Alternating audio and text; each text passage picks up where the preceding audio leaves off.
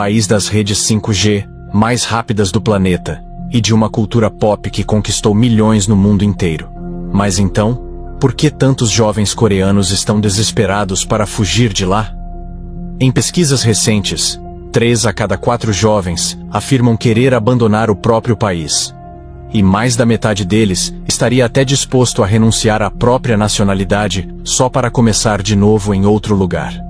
Hoje, a gente vai entender como o país que realizou o famoso Milagre do Rio Han, superando décadas de miséria e fome para virar modelo global, se tornou para muitos jovens um verdadeiro inferno, o chamado Hell Joseon.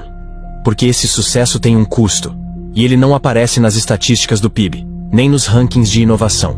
É um custo que se esconde nas madrugadas de estudo, nas jornadas intermináveis de trabalho, no silêncio da saúde mental negligenciada. Neste vídeo, vamos descobrir como o sucesso econômico da Coreia cobrou um preço tão alto, a ponto de uma geração inteira desejar deixar o país para trás.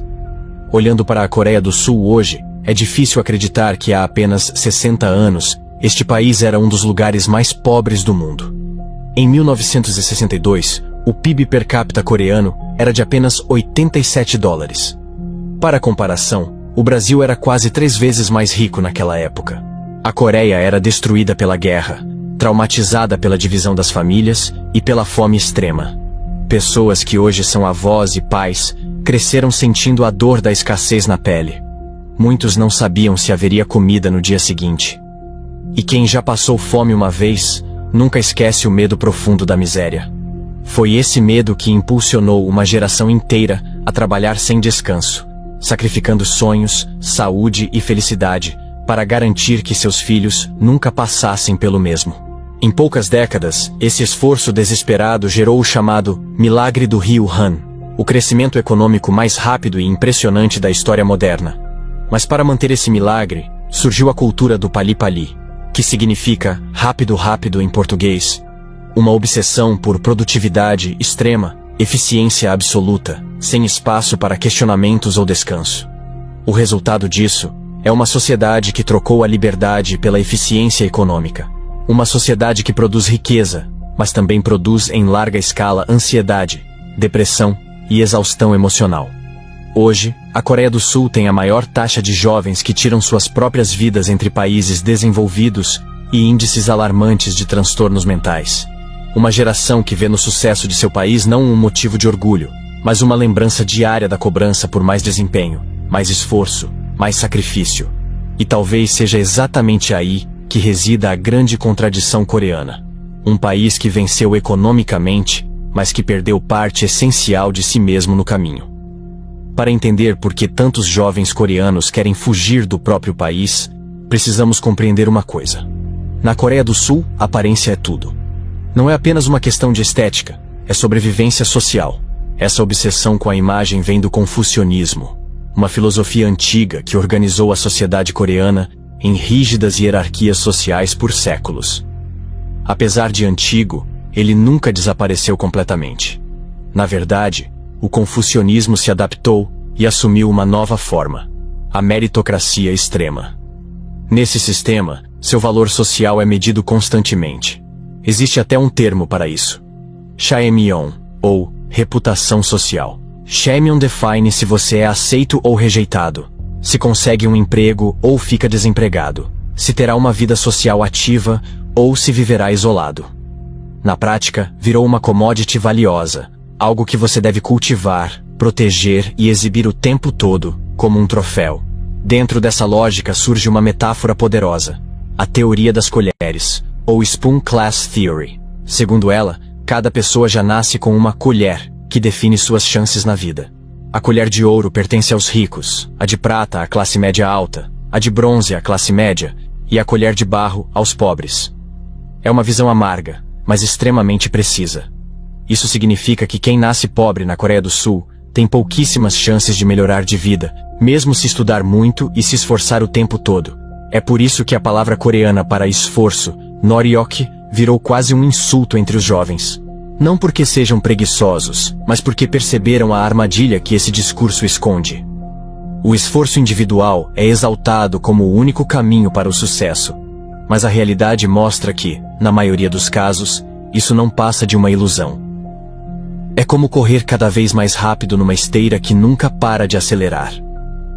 Na Coreia do Sul, o esforço deixou de ser uma virtude e virou uma condenação. Um círculo vicioso, onde quanto mais você tenta, mais você percebe que não vai a lugar nenhum. E isso está fazendo uma geração inteira querer escapar. A Coreia do Sul construiu uma das melhores educações do planeta. Mas esse sistema, que deveria garantir um futuro brilhante aos jovens, se tornou uma máquina implacável de exaustão. Apenas 2% dos estudantes conseguem entrar nas chamadas universidades SKY, Seoul National University, Korea University e Yonsei University. Essas universidades são as únicas portas reais para os melhores empregos nas grandes empresas, conhecidas como chaebols. Para garantir que seus filhos tenham alguma chance de sucesso, famílias coreanas chegam a gastar até 20% de sua renda em hagwons, escolas privadas especializadas em reforço escolar. Não é raro estudantes passarem até 16 horas por dia estudando, sem pausa, sem descanso. O resultado é devastador. Quase metade dos jovens estudantes de ensino médio em Seul já apresenta sintomas de depressão antes mesmo de ingressar na vida adulta. Mas o pesadelo não termina quando o jovem finalmente conclui seus estudos. Ao entrar no mercado de trabalho, ele se depara com jornadas de trabalho absurdamente longas, que chegam facilmente a 12 ou 14 horas por dia. Muitos funcionários comem, dormem e tomam banho no próprio escritório, sem tempo nem mesmo para voltar para casa durante a semana. E o pior, grande parte dessas horas extras nem sequer é remunerada.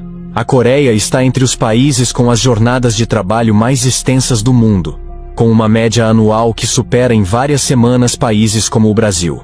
O que deveria ser a recompensa pelo esforço, um bom emprego, estabilidade financeira e realização pessoal, vira apenas mais uma etapa de uma maratona infinita.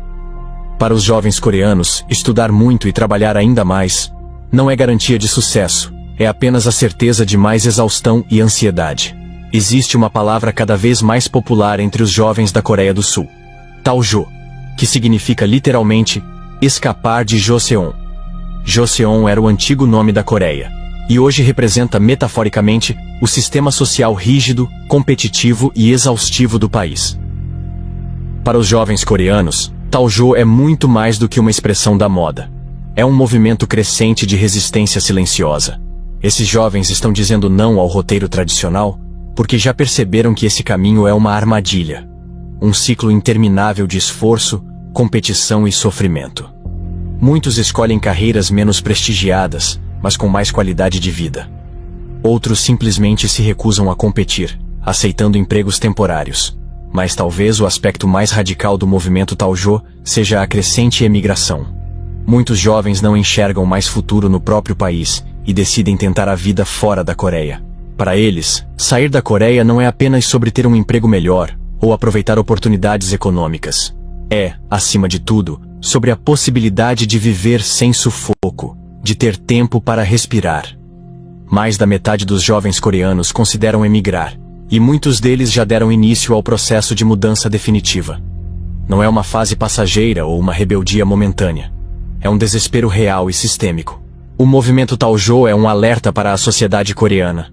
O país pode estar avançado em muitas coisas, mas está deixando para trás toda uma geração que só deseja uma vida mais leve, longe das exigências cruéis que herdaram.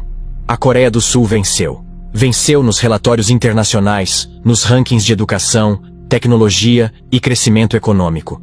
Venceu nos olhos do mundo. Mas perdeu em outros quesitos muito importantes. Porque, enquanto o PIB sobe, os jovens tiram suas próprias vidas. Enquanto a internet acelera, a saúde mental despenca. Enquanto o país se moderniza, muitos jovens só querem fugir. Hoje, não é exagero quando eles chamam seu próprio país de Hell Joseon. Essa expressão virou muito mais do que um desabafo. Ela se transformou em um diagnóstico coletivo, um nome amargo e preciso para o mundo que herdaram. Porque o sistema não falhou. Ele teve sucesso extremo. E por isso mesmo, virou um inferno. Um país que alcançou tudo que o mundo considera importante: produtividade, eficiência, competitividade, mas esqueceu o essencial: felicidade, dignidade, liberdade, tempo. E no fundo, Hell Joseon é exatamente isso.